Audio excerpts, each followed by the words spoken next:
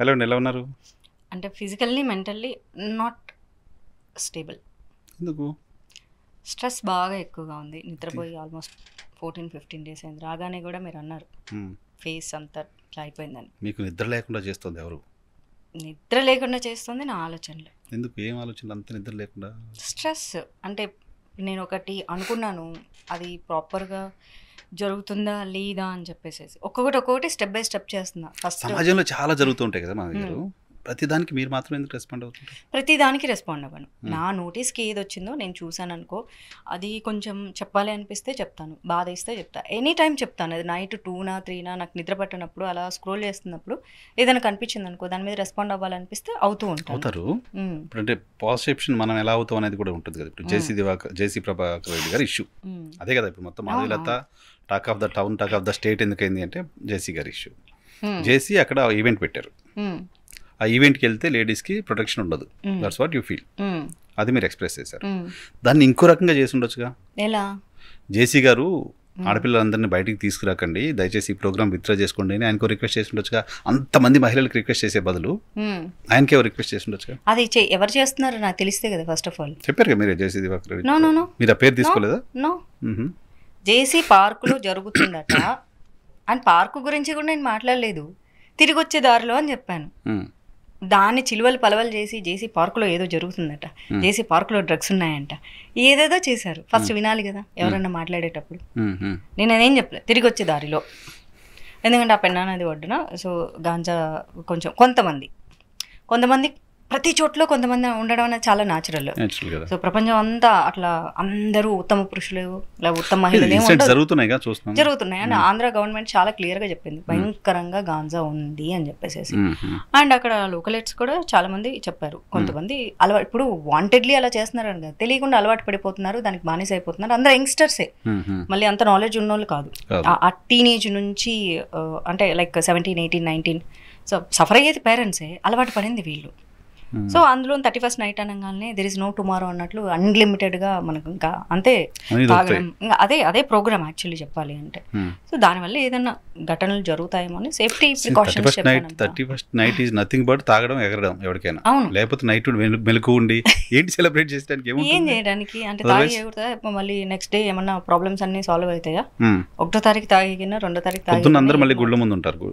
అవును, అయ్యో అసలు భయంకరంగా ఉంటారు. ఏదో పుణ్యమంతా 1వ తారీఖే వచ్చేస్తుంది, ఎవరికి ఏమీ రాదు. సో నేను ఎప్పటిలాగే సేఫ్టీ ప్రికాషన్ వీడియో చేశాను, అందుకే నేను ఆ వీడియో నేను డిలీట్ చేయలేదు. పర్టికులర్ దీనిలో మీకేమో మహిళల సెక్యూరిటీ కనపడింది, జేసీ ప్రభాకర్ రెడ్డి గారికి ఏం కనపడింది తెలుసా? మహిళలు మాత్రం చేసుకోవద్దా, వాళ్ళు వచ్చి పార్టీలు చేసుకోవద్దా, వాళ్ళు ఫ్రీగా బయట ఉండొద్దా, కేవలం మగాళ్ళే చేసుకోవాలా, కాబట్టి వాళ్ళకి నేను ఆర్గనైజ్ చేస్తాను అని చెప్పారు. మహిళలు మాత్రమే పురుషులే చేసుకోవాలి, మహిళలు చేసుకోకూడదని నేను అది కూడా మెన్షన్ చేయలేదు. మీ కమ్యూనిటీలో చేసుకోండి, లేకపోతే మీ ఒక గ్రూప్ అయి చేసుకోండి, అలా చేసుకుంటే నాకేం ప్రాబ్లం లేదు. అసలు నేను ఈ వీడియో కూడా చేసిండేదాన్ని కాదు అనే లైన్ కూడా నేను మెన్షన్ చేశాను. ఇప్పుడు మహిళలు మోడర్న్ డ్రెస్ చేసుకుంటే ఇది తప్పు అని చెప్పారని నేను అనిపించేదాన్నా, లేకపోతే మహిళలు పార్టీ చేసుకుంటే చేసుకోవద్దని చెప్పినా నేను అనిపించేదాన్నా. వచ్చేదారిలో జాగ్రత్తగా ఉండండి అని చెప్పాను. మా అమ్మ నేను రోజు బయటకు వెళ్ళి ఎప్పుడైనా బయటకు వెళ్తే తొందరగా ఇంటికి రా అంటది. మా అమ్మకి పని పాటలాగా చెప్తుందా ఏంటి? ఎవరైనా చెప్తారు, నా ఫ్రెండ్స్ కూడా చెప్తారు, అబ్బాయిలు అందరూ చెప్తారు, ఏ తొందరగా ఇంటికి వెళ్ళిపో, ఇంటికి రీచ్ అయ్యాక మెసేజ్ పెట్టు, కాల్ చేయి నాకు. ఆయన నువ్వు వెళ్ళే రోడ్లో అంత కొంచెం ట్రాఫిక్ తక్కువ ఉంటుంది, ఎందుకు చెప్తారు? అంటే వాళ్ళు ఆ ఏరియాను అవమానిస్తున్నారా, అనుమానిస్తున్నారా? జేసీ ప్రభాకర్ రెడ్డి గారికి మీతో వచ్చిన డౌట్ ఏంటి, ఇబ్బంది ఏంటి ఈ మాటలతోటి అని మెన్షన్ చేశారు కదా. BJP, RSS, VHP, Bajrang Dal, Hindu Vahini అందరూ కలిసి మనతోసారి పనికిమాలిన వాళ్ళే దొరికారా వీళ్ళందరికీ, ఈ సంస్థలన్నింటికి మన ఎగదోసారు అన్న వర్డ్ కూడా యూజ్ చేశారు. ఆయనకి ఏం నష్టం జరిగిందంట దానివల్ల? ఐ డోంట్ నో, ఏం జరిగిందో తెలియదు మరి. అంటే ఇప్పుడు అక్కడికి వెళ్ళొద్దు, జాగ్రత్తగా ఉండండి అని చెప్పడం అనేది జేసీ గారిని అవమానించినట్టు ఏం కాదు కదా. అసలు కాదు, పేరు కూడా తీసుకోలేదు కదా మీరు. పేరు తీసుకున్నా కూడా అవమానించినట్లు కాదు. రేపు పొద్దున మీరు చేసినా కూడా వైఎన్ఆర్ గారు ఓ పార్టీ ఇస్తున్నారంట, ఆయన ఎందుకు ఇస్తున్నారో నాకు ఆయన మంచి మిత్రుడే కానీ, బట్ ఇలా పార్టీ ఇవ్వడం నాకు ఎందుకు కంఫర్ట్గా అనిపించట్లేదు. సో మహిళలు ప్లీజ్ బీ కేర్ఫుల్ అని నేను చెప్తాను, నా నేచర్ అలాంటిది. అప్పుడు దాన్ని మీరు బూతులు తిట్టాల్సిన అక్కర్లేదు. పాత శత్రుత్వం ఏం లేదుగా మీకు? మరి మా తాతగారు ఉన్న రోజుల్లో మా ఇంట్లో నాటు బొమ్మలు ఉండేవని మా అమ్మ చెప్పేది అనమాట. ఆ తర్వాత నాకెందుకు నాటు బొమ్మ చూపించలేదంటే అప్పుడు పోయేసినాయి ఊర్లలో ఈ గొడవలు అని చెప్పేసింది. కానీ అది నేను దృష్టిలో పెట్టుకొని దాన్ని కంటిన్యూ చేస్తున్నాను. అంటే అలా కాదు, నాకు కూడా మా ఫ్యాక్షనిజం చెయ్యాలి ఎట్లుంటుందో అని చెప్పి కొంచెం సరదా అండి, అందుకే గొడవలు పెట్టుకున్నా. దీన్ని కట్ చేసేయండి రీలు. 8 దశాబ్దాల రాజకీయ చరిత్ర చేసి వాళ్ళది. So you mean to say first generation politicians ఎవరు వచ్చినా సరే అబ్యూస్ చేస్తారు మీరు, అంతే. సో ఎంతసేపు తరాలు యుగాలు వీళ్ళే కంటిన్యూ అవ్వాలి. రాచరికం వద్దు అంటారు, రాజ్యాంగం ఫాలో అవ్వాలంటారు, యంగ్స్టర్స్ రావాలి అంటారు, ఫస్ట్ జనరేషన్ పాలిటీషియన్స్ ఎంకరేజ్ చేయాలంటారు. మళ్ళీ ఫస్ట్ జనరేషన్ పాలిటీషియన్స్ అందులో అమ్మాయిలు వచ్చేసేస్తే ముద్రలేసి పక్కన పడేస్తారు. జేసీ దివాకర్ రెడ్డి గారు వాళ్ళ ముందు వాళ్ళ నాన్నగారు ఎవరో పాలిటిక్స్ లో ఉన్నారు. అప్పుడు ఆయన దివాకర్ రెడ్డి గారు, ప్రభాకర్ రెడ్డి గారు యంగ్ ఏజ్ లో పాలిటిక్స్ లోకి వచ్చారు. నెక్స్ట్ జనరేషన్ వారసత్వమే కదండి, నెక్స్ట్ జనరేషన్ కదా. ఇప్పుడు మళ్ళీ అస్మిత్ రెడ్డి గారు వచ్చారు, వాళ్ళ అబ్బాయి ఎమ్మెల్యే, మళ్ళీ యంగే కదా, యూతే కదా, కొత్త వాళ్ళు కదా. So I still don't understand. భారతదేశంలో అందరూ అంటారు యంగ్స్టర్స్ రావాలి అని సమాజం అంటుంది, ఎడ్యుకేటెడ్ పీపుల్ రావాలని సమాజం అంటుంది, మహిళలు రావాలని సమాజమే అంటుంది. 33% రిజర్వేషన్ కోసం కుక్కలాగా కొట్టుకొని ఫైనల్లీ మోదీ గవర్నమెంట్ ఆమోదించిన తర్వాత నెక్స్ట్ ఇయర్ మనకు అమెండ్మెంట్ అమలు అవుతుంది. ఇంత చేసి మళ్ళీ ఫస్ట్ జనరేషన్కి అమ్మాయిలు ముందుకు వస్తే నోటికొచ్చిన మళ్ళీ మాట్లాడి వీళ్ళే మాట్లాడతారు అంటే రాకూడదు. అంటే నేను చెప్పదలుచుకుంది ఏంటంటే అంత లెగసీ ఉన్న పొలిటికల్ ఫ్యామిలీ కదా వాళ్ళది. సో వాళ్ళని మీరు డైరెక్ట్గా థ్రెట్, అంతకుముందు మాటలతోటి మీరు ఆ వీడియోతో థ్రెట్ చేయకపోయినా ఆ తర్వాత మీ యాక్షన్తో థ్రెట్ చేస్తున్నట్టు. ఇప్పుడు మీరు కంప్లైంట్ ఇస్తున్నారు, ఫైట్ చేస్తున్నారు, మాట్లాడుతున్నారు, నేను తప్పు చేశాను అని మాట్లాడుతున్నారు. సో ఇది వాళ్ళతో మీరు డైరెక్ట్గా ఢీకున్నట్టే కదా. అంటే మీ మాట కోసం మీరు ఇచ్చిన మాట్లాడిన మాట ఏమో అండి, నాకు తెలియదు. నన్ను ఎవరైనా హర్ట్ చేస్తే దానికోసం నాకు చిన్నప్పటి నుంచి నా నేచర్ అది. అవతలోళ్ళు చిన్నోళ్ళ, పెద్దోళ్ళ, లేకపోతే గొప్పోళ్ళ, నాకు అదేం తెలియదు. సెల్ఫ్ రెస్పెక్ట్ పోయినప్పుడు ఎవరితోటైనా ఫైట్ చేయాలి. ఎగ్జాక్ట్లీ, అది బేసిక్గా నా నేచర్. మేబీ అది నా బ్లడ్లో ఉందా, లేకపోతే నేను పెరిగిన ప్రాంతంలో ఉందా, నేను తిన్న తిండిలో ఉందా, సహజంగా బ్లడ్లోనే ఉంటుందేమో ఆ ఫైటింగ్ స్పిరిట్. మేబీ అందుకే నన్ను ఎవరన్నా ఏమన్నంటే ఖచ్చితంగా వాళ్ళని ముఖం మీద నేను అడిగే తీరుతాను. ఇది ఆయన సోషల్ మీడియాలో పబ్లిష్ చేశారు కాబట్టి సో నేను చట్టపరంగా, న్యాయపరంగా, ప్రభుత్వ పరంగానే క్వశ్చన్ చేస్తున్నాను. నేను ఎలాంటి మాటలు నేను జారట్లేదు. ప్రభాకర్ రెడ్డి గారు మాట మాట్లాడు, నాకు కూడా ప్రభాకర్ రెడ్డి గారు పర్సనల్ గా తెలుసు.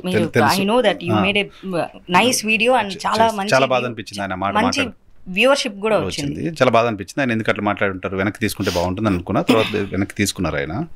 బట్ మీకేమన్నా పర్సనల్గా అంతకుముందు ఏమైనా తెలుసా అండి, వాళ్ళ ఫ్యామిలీ వాళ్ళు ఏమైనా తెలుసా అంతకుముందు? ఇందాకే చెప్పా కదండి, రీల్ కట్ చేసుకోవడానికి ఫ్యాక్షనిజంలో నేను కూడా, నాకు కూడా చేయాలండి. ఎంతో మగాళ్ళే ఉన్నారు ఫ్యాక్షనిజంలో, ఆడవాళ్ళు ఎందుకు ఉండకూడదు అని చెప్పేసి నేను కూడా అప్పట్లో చేసా.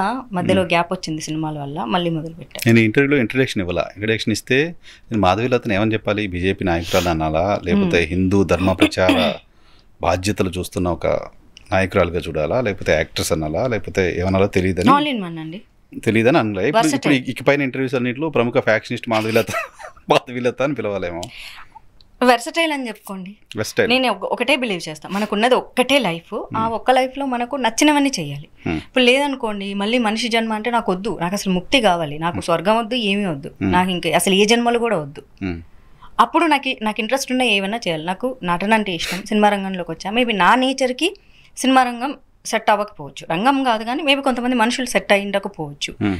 అండ్ 8th క్లాస్లో ఉన్నప్పుడు ఊరు ప్రెసిడెంట్ అయిపోయి ఊరంతా బాగు చేయాలి అనిపించింది, ఏజ్ సరిపోలేదు. మా అమ్మని ప్రెసిడెంట్ అవ్వమంటే మా అమ్మ నాకు రాజకీయాలు వద్దు అనింది. ప్రెసిడెంట్ గారు అమ్మాయి అనిపించుకుంటే బంపర్ ఆఫర్ మిస్ అయిపోయాను. అది కూడా ఎనానిమస్గా గెలిపించే చాలు. ఊర్లలో అట్లే ఉంటుంది, మా ఊర్లో 100 ఇళ్ళు ఉండేవి. అది కూడా మా అమ్మ ఒప్పుకోలేదు. అప్పటి నుంచి అబ్బా మనం కూడా ఊరు ప్రెసిడెంట్ అవుదాం. ఆ ఏజ్కి 13 ఏళ్ళ ఏజ్కి ఊరు ప్రెసిడెంట్ చాలా పెద్దది, బట్ వయసు సరిపోలేదు. ఆ ఆశ అట్లా పెరుగుతూ వచ్చింది. హిందూ ధర్మం అంటే అది చిన్నప్పటి నుంచి మా అమ్మ అలానే కార్తీక మాసం వస్తే ఆ పౌర్ణమి రోజు 3 గంటలకు తీసుకెళ్ళి కాలువలో ముంచి తీసి ఇట్లా అంతా చేపించుకుంటూ వచ్చింది నన్ను. సో ఆటోమేటిక్గా నా ఫ్రెండ్స్, చిన్నతనం ఫ్రెండ్స్కి ఒక్కళ్ళకి కూడా నేను కొత్తగా మాట్లాడినట్లు అస్సలు నువ్వు మారలేదు కదా, అస్సలు మారలేదు కదా. అందరికీ తెలుసు. కొత్తగా చూసే వాళ్ళకి నేను ఏదో హిందూ ధర్మాన్ని ఎత్తుకున్నట్లు, లేకపోతే ఏదో కొత్త పార్టీల్లో నేను సెలెక్ట్ చేసుకున్నట్టు భారతీయ జనతా పార్టీ, లేకపోతే ఏదో సోషల్ సర్వీస్ని సెలెక్ట్ చేసుకు, నా స్కూల్ ఫ్రెండ్స్కి, కాలేజ్ ఫ్రెండ్స్కి ఎవ్వరికి ఇది కొత్త కాదు. బికాస్ చిన్నప్పటి నుంచి చూస్తూనే ఉన్నారు వాళ్ళు. సో నేను పాలిటిక్స్లోకి జాయిన్ అవ్వడం కరెక్టే మధు, నీకు భలే సరిపోతావు, నీకు అదే కరెక్ట్. సో నేను హీరోయిన్ చిన్నప్పటి నుంచి ఆశ కాబట్టి అది కూడా ఎవరికి అది కరెక్టేనా? మీ పార్టీ నాయకత్వం ఎవరు అరే మాధవీలత పైన ఇటువంటి వర్స్ట్ కామెంట్ పొలిటీషియన్ చేశాడే అని మిమ్మల్ని సపోర్ట్ చేస్తున్నట్టుగా మాట్లాడినట్టు కనిపించలేదు ఇక్కడ. ఫార్చునేటో అన్ఫార్చునేటో తెలియదు కానీ నాట్ ఓన్లీ మాధవీలత, ఎవరి మీద కామెంట్ చేసినా పబ్లిక్గా రెస్పాండ్ అవ్వరు అనమాట. సో లోపల చేస్తారు. ఏం చేస్తారు? లోపల అంటే సర్ది చెప్పడానికి ట్రై చేస్తారు ఎందుకు ఇలా జరిగిందని. సో మైట్ బి నేను అడిగినప్పుడు అదే జరిగింది. ద రిజల్ట్ చూసా కదమ్మా. సో ఆయన క్షమాపణ చెప్పారు. ఆయన ఎవరికి చెప్పరు, సిబిఎన్ గారి దగ్గరికి తీసుకెళ్లడం వల్లే. మరి ఆయన ఏం మాట్లాడారో తెలియదు కానీ but he responded in such. So మీ నాయకత్వం మీతో ఉంది? డెఫినెట్గా ఉంది కదండి. ఎవరు అవునన్నా కాదన్నా నేను 2019లో కంటెస్ట్ చేసిన నేను క్యాండిడేట్ని. అది బీజేపీ చరిత్రలో ఎవరూ తీసేయలేరు. అండ్ ఎమ్మెల్యే లిస్టులు అంతా ఫైనలైజ్ అయ్యేది ఢిల్లీలో. ఇక్కడ రాష్ట్రాలలో ఎక్కడ ఫైనలైజ్ అయ్యేది అమిత్ షా గారు ఓకే చేస్తేనే లిస్టు వస్తుంది. సో నేను ఢిల్లీ వెళ్ళి నేను ఇప్పుడు ఎవరి అపాయింట్మెంట్ తీసుకున్నా నాకు దొరుకుతుంది. ఎందుకు దొరుకుతుంది? ఇన్స్టాంట్గా ఎందుకు దొరుకుతుంది? నేను బీజేపీలో ఉన్నాను 7 yearsగా. నేను ఇదే పార్టీలో కండో మార్చకుండా ఉన్నాను, ఏ పదవులు అడగకపోయినా కూడా. అండ్ తెలంగాణలో అయినా ఆంధ్రాలో అయినా 2 రాష్ట్రాలుగా నేను పనిచేసా. ఢిల్లీ ఎలక్షన్స్కి కూడా క్యాంపెయిన్కి వెళ్ళా. ఈ ఇయర్ ఎవరు సెలబ్రిటీస్ని పిలవట్లేదు, సో సిచ్యువేషన్ అట్లా ఉంది. లేకపోతే మేబీ ఈ ఇయర్ కూడా నేను ఢిల్లీ ఎలక్షన్ క్యాంపెయిన్కి వెళ్ళాను. ఆఫ్ కోర్స్ నేను వెళ్ళాను. నేను ఎక్కడ స్లమ్లో తిప్పారు నన్ను, ఢిల్లీ స్లమ్లో తిప్పారు. అక్కడ కూడా నేను వెళ్ళి క్యాంపెయిన్ చేసి వచ్చా. సో నేను ప్రతి దానికి ఇటు తెలంగాణలో జరిగిన ప్రతి ఎలక్షన్ లో నేను క్యాంపెయిన్ చేశాను. కరోనాలో చాలా సర్వీస్ చేశారు, చూస్తూ ఉన్నాను. కరోనా అనేది అది బీజేపీ తరపున కాదు, అది నా నక్షత్ర ఫౌండేషన్ తరపున నేను చేయటం జరిగింది. సో ఇప్పుడు ఈ ఇష్యూని జేసీ ప్రభాకర్ రెడ్డి ఇష్యూకి లాజికల్ ఎండ్ ఏంటి అంటే? లాజికల్ ఎండ్ అంటే అండి, చట్టం దగ్గరికి వెళ్ళాను, తర్వాత ప్రభుత్వం దగ్గరికి వెళ్తాను. ఏదైతే చంద్రబాబు నాయుడు గారు అండ్ పవన్ కళ్యాణ్ గారు, ఇఫ్ యూ రిమెంబర్, వాళ్ళు అధికారంలోకి వచ్చిన ఫస్ట్ చెప్పిన మాట ఏంటంటే ఆడపిల్ల మీద ఒక తప్పుడు వ్యాఖ్యలు చేసిన ఆ అమ్మాయి మీద అన్యాయం జరిగినా సరే ఖచ్చితంగా వాళ్ళ మీద కఠిన శిక్షలు తీసుకుంటాం. సేఫ్ హ్యాండ్స్ లో ఏపీ అమ్మాయిలు ఉంటారు. ఏపీ ఉంటుంది. అండ్ రీసెంట్గా మంత్ బ్యాక్ సోషల్ మీడియా సైకోస్, వెర్బల్ డయేరియా, సో మామూలు అమ్మాయి మీద కూడా ఒక చిన్న కమెంట్ చేసినా సరే వదిలిపెట్టే ప్రసక్తే లేదా. ఆడపిల్లల జోలికి వస్తే పవన్ కళ్యాణ్ గారు ఏదో అన్నారు, అన్న మాటని నిలబెట్టుకోమని అడుగుతాను. అన్న మాటే కదా, మాట తప్పొద్దు. కంప్లైంట్ ఏపీలో చేసి ఉండాల్సిందేమో కదా. ఏమండి, నా జ్యూరిస్డిక్షన్లో నేను చేసుకున్నాను. అమ్మాయిలు ఇప్పుడు ఆన్లైన్లో కూడా చేసుకోవచ్చు. మోడీ ప్రభుత్వం కొత్తగా ప్రవేశపెట్టింది లాస్ట్ ఇయర్ నుంచి. ఎక్కడి నుంచి అయినా చేసుకోవచ్చు. వాళ్ళ అడ్రస్లు కూడా హైడ్ చేసుకోవచ్చు. భయపడా అంటే భయం అని ఎందుకు అనుకోవాలి? మా సేఫ్టీ మాది అండి, మాకు సేఫ్టీ లేదు కదా. అంటే ఆడపిల్లలకు ఒక్కలే భయం అంటే మగాళ్ళు కూడా వాళ్ళ సేఫ్టీ వాళ్ళు చూసుకుంటారు కదా మరి. సో పవన్ కళ్యాణ్ గారు మీరు అసలు ఆరాధిస్తూ ఉన్నారు. నేనైతే నాకు మీరు చాలా కాలంగా తెలుసు కాబట్టి చాలాసార్లు మనం మాట్లాడుకుంటున్నప్పుడు, ఈవెన్ ఆఫ్ ది రికార్డ్ మాట్లాడుకుంటున్నప్పుడు కూడా పవన్ కళ్యాణ్ గారి గురించి చాలా గొప్పగా చెప్తారు మీరు. ఎందుకు పవన్ కళ్యాణ్ గారి వైపు నుంచి రెస్పాన్స్ కనపడలేదు? ఫస్ట్ ఆఫ్ ఆల్ అండి, మనము కంప్లైంట్ ఆయన వద్దకు తీసుకెళ్ళాలి. పాయింట్ నెంబర్ 2 కాదుగా, he's a responsible person now, he's a deputy CM, he should know అంటే హీ నోస్ ఇట్. తెలియకుండా ఏమి ఉండదు. బాబు గారి దగ్గరికి వెళ్ళినప్పుడు పవన్ కళ్యాణ్ గారి దగ్గరికి వెళ్ళి ఉండదా? ఖచ్చితంగా వెళ్ళి ఉంటుంది. అండ్ పాయింట్ నెంబర్ 2 ఏంటి అంటే, జర్నలిస్టులు అడిగి ఉండాలి. ఇలాగా అలయన్స్ పార్టీలో ఉన్న ఒక పెద్ద మనిషి ఇలా కామెంట్స్ చేశారు. ఎందుకంటే అల్లు అర్జున్ విషయం కూడా ప్రెస్ మీట్లోనే జర్నలిస్టులు ప్రస్తావన తీసుకొచ్చారు. ఆయనంతటా ఆయన స్వయంగా స్పందించి మాట్లాడలేదు. మీరు ఎలా స్పందిస్తారు అని అడిగితే స్పందన తెలియజేశారు. అదే బాధ్యతగా జర్నలిస్టులు కూడా నా అమ్మాయి తరపున వాయిస్ తీసుకొని ప్రశ్నించి ఉండంటే బాగుండేదేమో, అప్పుడు సమాధానం వచ్చేది. నేనైతే దృష్టికి తీసుకెళ్తా, తప్పకుండా తీసుకెళ్తాను. నెక్స్ట్ స్టెప్ అదే. ఎప్పుడంటే నిన్ననే కదండి. నేను కలవను Pawan Kalyan. I want to tell you this exactly why I don't want to meet in this situation Pawan Kalyan. నేను చాలాసార్లు చాలా ఇంటర్వ్యూస్లో చెప్పాను అనమాట, పవన్ కళ్యాణ్ని నాకు పనిగట్టుకొని నేను కలవను. కలిసే రోజు వస్తే ప్రకృతి ఒక అద్భుతమైనటువంటి సిచ్యువేషన్ని క్రియేట్ చేస్తుంది, అప్పుడు కలవాలి. అంటే ఏదైనా ఒక ప్రోగ్రెసివ్ థింగ్ మాట్లాడాలి ఆయనతో కలిస్తే. అయ్యో నాకు కష్టం వచ్చిందండి, అయ్యో నేను బాధపడ్డానండి, వాళ్ళు నన్ను హర్ట్ చేశారండి, ప్లీజ్ అండి, ఐ డోంట్ లైక్ ఇట్. నేను అంతలా అభిమానించే పర్సన్ ఇన్ని సంవత్సరాల నుంచి కలవాలంటే అపాయింట్మెంట్ తీసుకొని కలవడానికి 100 ఆపర్చునిటీలు. But this is not the right situation, not this purpose. కలిసే కారణం చాలా పెద్దగా ఉండాలి. అది ఏదో సమాజానికి మంచి చేసేది అయి ఉండాలి, చాలా నా ఒక్కదానికే మంచి చేసేది అయి ఉండకూడదు. చాలా బాగా చెప్పారు. ఆ ఇన్సిడెంట్ అయిన తర్వాత ఫస్ట్ రోజు నేను మీతో లైవ్లో మాట్లాడినప్పుడు చాలా బాగా అనిపించింది. మీరు దేవుడు చూసుకుంటాడు ఆయన్ని, నేను ఒక్క మాట కూడా అనను అని. ఆ పర్టికులర్ టైంలో, ఆ ఎమోషనల్ టైంలో మీరు చాలా బ్యాలెన్స్గా ఉన్నారు కదా. ఎలా అంత బ్యాలెన్స్ మెయింటైన్ చేస్తున్నారు ఈ ఏజ్లో? ఎందుకు అంటే టెంపర్ ఉంటుంది కదా ఇమిడియట్గా. నాకు ఉంటుంది. అయ్యో నేను ఎలాంటి పర్సన్ అంటే ఉప్పు నిప్పు, ఎప్పుడు నిప్పుల మీద ఉప్పు వేసినట్టే చిట్పట్ చిట్పట్ అంటూ ఉంటాను నేను. కానీ అది ఓన్లీ నా ఫ్రెండ్స్ వరకే. నాకు ఆ నాలెడ్జ్ చాలా ఉంది.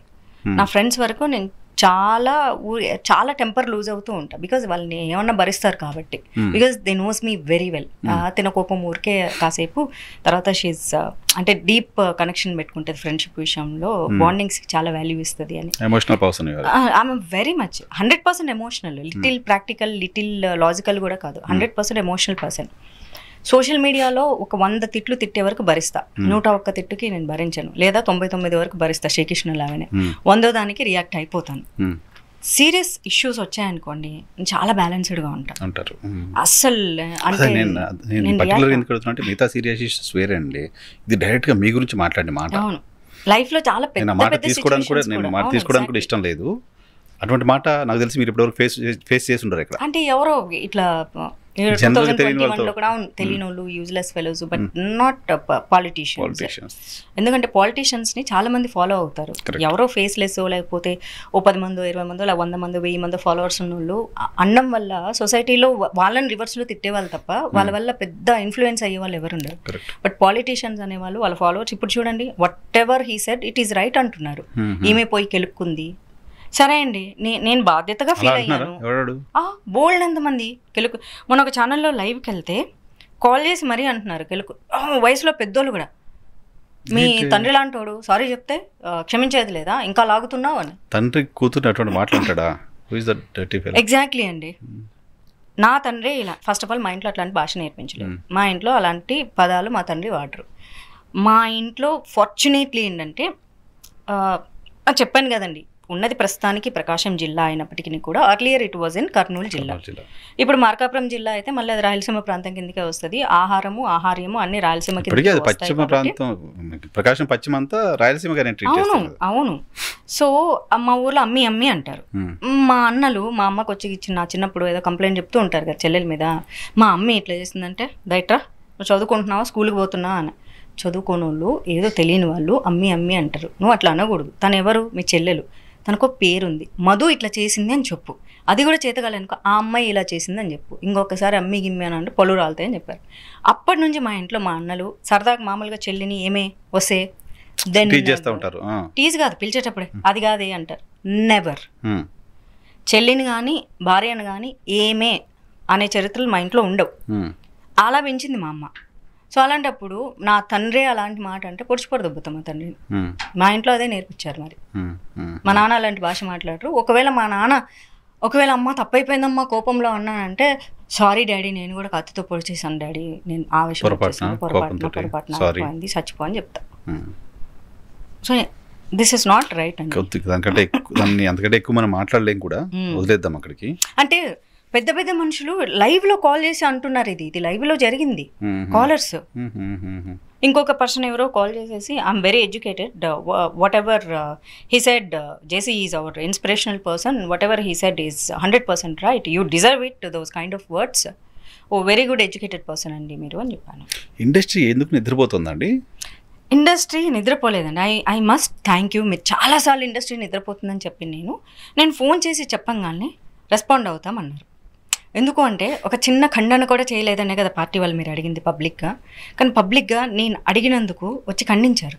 And that's a very good word. Siva Balaji గారు ఒక మాట ఏమన్నారు అంటే రిప్రజెంట్ ఆయనే చేస్తుంటారు మా నుంచి. బేసిక్గా సినిమా యాక్టర్లు పాలిటీషియన్స్గా సక్సెస్ అయ్యారు, బట్ ఒక్క పాలిటీషియన్ కూడా సినిమా ఇండస్ట్రీకి వచ్చి ఒక్క సినిమాలో కూడా ప్రూవ్ చేసుకున్న దాఖలాలు లేవు, ఉండవు కూడా. ఇంకా నటిస్తారు అంతే, కానీ ఇక్కడ ప్రూవ్ చేసుకోలేరు. But we can prove anywhere. We are multi talented, we are crowd pullers. అంతో ఇంతో ఈరోజు నేను మాట్లాడుతున్నా అంటే 10 మంది వింటున్నారు అంటే నాకు సినిమా నుంచి వచ్చినటువంటి నేమ్ ఫేమ్ వల్లే వింటున్నారు. అంతే. ఖండించారు కదా, I'm very happy for that. ఇంకొకటి వచ్చేసి ఇక్కడ గొప్పగా చెప్పుకోవాల్సింది ఏంటంటే మా గురించి, నేను సినిమా ఇండస్ట్రీ మీద కాస్టింగ్ కౌచ్ దగ్గర నుంచి ఎన్నో రకాల ఇష్యూస్ మీద వాళ్ళని చాలాసార్లు ఖండించాను. బూతులు ఎప్పుడు మాట్లాడలే. సినిమా ఇండస్ట్రీ అనేది ఒక చెట్టు, పురుగులు అనేవి చాలా కామన్ గా ఉంటాయి. ధైర్యంగా ఈ అమ్మాయి మాట్లాడగలదు ఏదైనా అనుకునేవాళ్ళం. ఈవెన్ మీడియాలో కూడా ఇమేజ్ ఉంది మీకు. సినిమా ఇండస్ట్రీలో ఎవరైనా క్వశ్చన్ చేస్తారు. సినిమా ఇండస్ట్రీలో డైరెక్టర్లు, ప్రొడ్యూసర్లు కూడా అంత కరెక్ట్ గా మాట్లాడమని నాకు ఫోన్ చేసి చెప్తారు. సో సినిమా ఇండస్ట్రీ నన్ను ఎప్పుడు అవాయిడ్ చేయాలి. బయట జనాలు ఇన్ని మాట్లాడుతుంది కదా, సినిమా ఇండస్ట్రీ అవాయిడ్ చేసి పడేసింది అది. No and it is highly impossible. నేను మాట్లాడే దాంట్లో ధర్మం ఉంది కాబట్టే యాక్సెప్ట్ చేశారు. ఇప్పుడు కూడా ధర్మంగానే అడిగాను కాబట్టి they said okay and they condemn. I'm very happy for that. నేను ఇప్పుడు ఏదో ఇంటర్వ్యూలో మనం మాట్లాడాలి కాబట్టి అడిగాను, సినిమా ఇండస్ట్రీ స్పందించలేదు ఎందుకు, రాజకీయాలు స్పందించలేదు. బట్ పాజిటివ్ వర్డ్ చెప్పండి, నన్ను చెప్పమంటే ఫర్ యూ ఆ ఇన్సిడెంట్ పైన మాధవీలతకి మనం ఎవరో సపోర్ట్ చేసి మాట్లాడాల్సిన అవసరం లేదులే అని అనుకుని ఉంటారు వాళ్ళంతా. మేబీ మైట్ బి అనుకోండి. If so I feel very proud. One women with lot of strength అని చెప్పి నేను నా ఎప్పుడు మనం ఎవరో ఉండి సపోర్ట్ చేయాల్సిన అవసరం లేదు, షీ కెన్ ఫైట్ అని అనుకుని ఉంటారు బహుశా. కానీ ఇక్కడ ఏంటంటే సినిమా ఇండస్ట్రీ నామినల్గా స్పందించే అవసరం ఉంది. అడగగానే నిజంగానే స్పందించారు. సో వాళ్ళ జాబ్ వాళ్ళు 100% చేసేసారు. ఎందుకంటే ఓకే సినిమా అమ్మాయిల మీద ఫర్దర్గా కామెంట్స్ చేస్తే వాళ్ళు కండెమ్ చేస్తారు అనేటటువంటి ఆలోచన. పార్టీ అన్నది కూడా ఒక కుటుంబమే. లేదు అంటే నేను ఇండిపెండెంట్గా చేసుకోవచ్చు కదా. నేను చాలాసార్లు అంటా నేను ఇండిపెండెంట్ బీజేపీ కార్యకర్త, అంటే స్వయం సేవక్ లాగా స్వయం కార్యకర్త అని చెప్తూ ఉంటా. బట్ ఇది అంటే మా వాళ్ళు ఏమన్నారంటే, మేము చెప్పాం కదమ్మా బాబు గారి దగ్గర తీసుకెళ్ళాం కదమ్మా, మందంతా చాప కింద నీరులాగా పనిచేసుకుంటూ పోవాలి, నీ గమ్యం చాలా పెద్దది, సో గమ్యం పెద్దది కాబట్టి నువ్వు అలా వదిలేసేసి మీకు జరిగే నష్టం కాదు, పార్టీకి జరిగే నష్టం.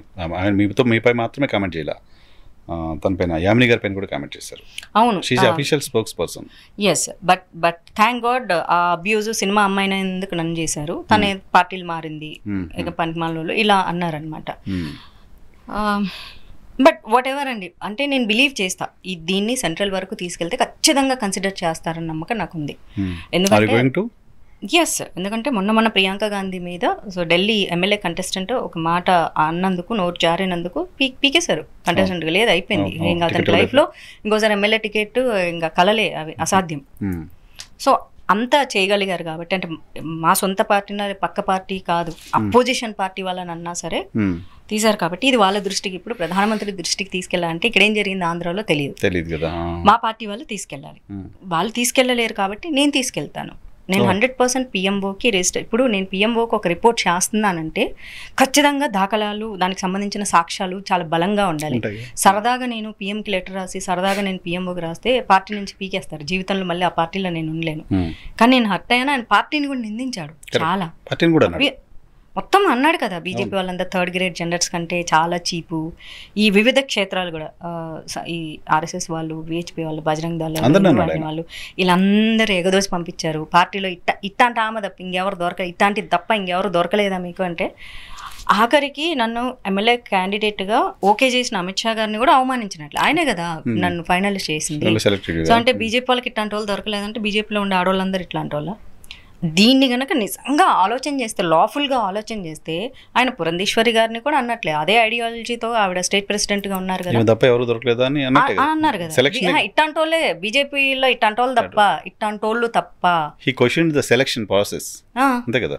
ఇప్పుడు అందరూ అంటున్నారు మాధవీలతో ఒక్కదాన్నే కాదు, బీజేపీలో నన్ను తిట్టేటప్పుడు అబ్యూస్ చేసేటప్పుడు నేను ఒక్కదాన్నే, తర్వాత బీజేపీలో ఇట్లాంటి ఆడవాళ్ళు తప్ప ఇంకెవరో దొరకలేదా?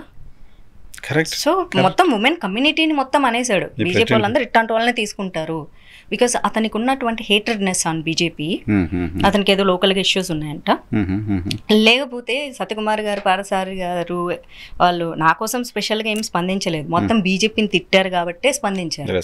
బీజేపీ వాళ్ళు చేతగానోళ్ళు, కొజ్జాలు, చిచి వాళ్ళని కూడా అనకూడదు, వాళ్ళు థర్డ్ జెండర్, వాళ్ళు వెరీ రెస్పెక్టెడ్, వాళ్ళకంటే తక్కువ జాతి బీజేపీ వాళ్ళు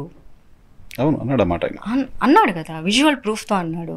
సో ఇది మొత్తం నేషనల్ వైడ్ అన్న పార్టీ, ఇప్పుడు స్టేట్లో ఒక బీజేపీ వేరు, సెంట్రల్లో బీజేపీ వేరు, అలా ఏమి ఉండదు కదా. సో నన్ను అన్నందుకు హర్ట్ అయ్యాను, నేను నా పార్టీని అన్నందుకు కూడా హర్ట్ అయ్యాను. అందులో ఉన్న లీడర్స్ నాకు ఇన్స్పిరేషనే మోడీజీ. బీజేపీలో ఇట్లాంటి వాళ్ళు ఉంటారా, ఇట్లాంటి వాళ్ళు తీసుకుంటారా అన్నందుకు నేను చాలా హర్ట్ అయ్యాను. చూద్దాం ఏం జరుగుతుందో. మీరు సో నేషనల్ లీడర్షిప్ దగ్గరికి తీసుకెళ్తున్నారు దాన్ని? 100% తీసుకెళ్తాను. ప్రయత్న లోపం లేకుండా ఏదైనా చేయాలి. మాకు చెప్పావా, భవిష్యత్తులో ఎప్పుడైనా మాకు చెప్పావా, మాకు చెప్పాల్సింది కదా అనే అవకాశం ఇవ్వకుండా చేస్తాను. ఖచ్చితంగా అంటారు, మా దృష్టికి ఎందుకు తీసుకొని రాలేదు అంటారు. సో వాళ్ళ దృష్టికి నేను తీసుకెళ్తాను, అఫీషియల్గా తీసుకెళ్తాను. నేను మెయిల్ పెడతాను, పబ్లిక్గా లెటర్ కూడా నేను ట్యాగ్ చేస్తాను. ఎందుకంటే మోడీజీ టీం అనేది చాలా నీట్గా అబ్జర్వ్ చేస్తుంది, అమిత్ షాజీ టీం కూడా చాలా నీట్గా అబ్జర్వ్ చేస్తుంది, ప్రెసిడెంట్ ఆఫ్ ఇండియా కూడా మొత్తం ప్రతి మెయిల్ వాళ్ళు రీడ్ చేస్తారు. ఓకే. సో నేను అందరి దృష్టికి నేను తీసుకెళ్తాను. తర్వాత నువ్వు గెలిచావా నువ్వు ఓడావా కాదు, ప్రయత్నం అన్నది ఖచ్చితంగా చేయాలి. కంప్లైంట్ చేయాలిగా అథారిటీస్కి. డెఫినెట్గా కంప్లైంట్ చేయాలి. లెట్ దెమ్ డూ, ఏం చేస్తారో చూద్దాం. చేస్తారని నమ్మకం నాకుంది. వాళ్ళ వరకు వెళ్ళినప్పుడు ఒక చిన్న ఫోన్ కాల్ కూడా, ఒక చిన్న మెయిల్ కూడా చాలా స్ట్రెంత్. అది కరెక్ట్. మీకు ఫస్ట్ స్ట్రెంత్ ఇస్తుంది కదా బాడీ, చాలా స్ట్రెంత్ ఇస్తుంది.